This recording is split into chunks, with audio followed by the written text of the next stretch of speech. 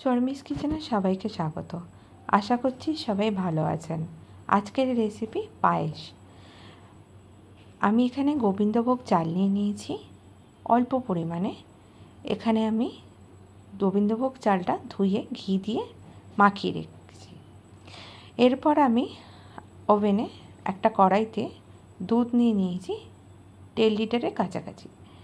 দুধটা আমি আগে থেকেই ফুটিয়ে রেখেছিলাম, সেই জন্য এখানে বেশিক্ষণ দুধটা ফোটাবো না, কিছুক্ষণ ফোটাবো।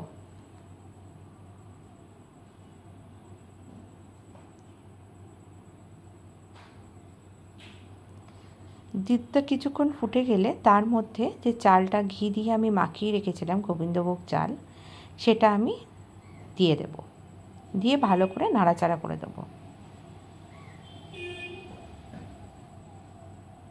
এবারে দুটো এলাচ আমি এলাচটাকে ফাটিয়ে ওটা দুধের মধ্যে আমি দিয়ে দিলাম। চাইলে আপনি এলাচের গুঁড়ো ইউজ করতে পারেন, কিন্তু অল্প পরিমাণে লাগে। এখানে একটা তেজপাতা আমি দিয়ে দিলাম দুধের মধ্যে। এরপরে কিছু কিশমিশ আমি এখানে অ্যাড করে দিলাম।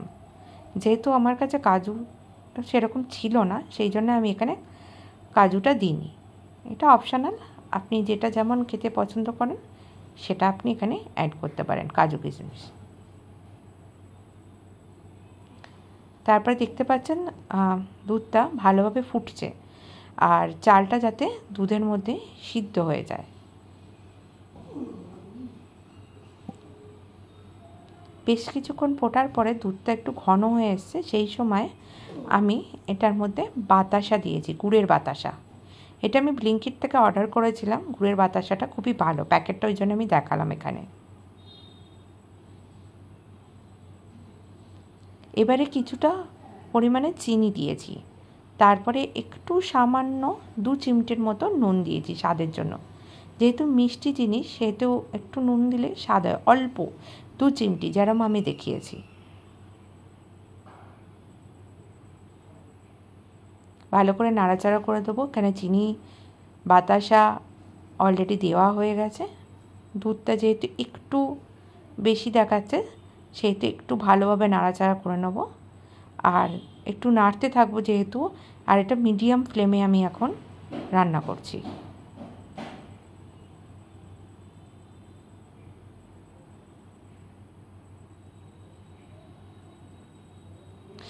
মিষ্টিটা আপনারা আপনাদের স্বাদ মতো দেবেন, যেরকম মিষ্টি খেতে ভালোবাসেন সেরকমই।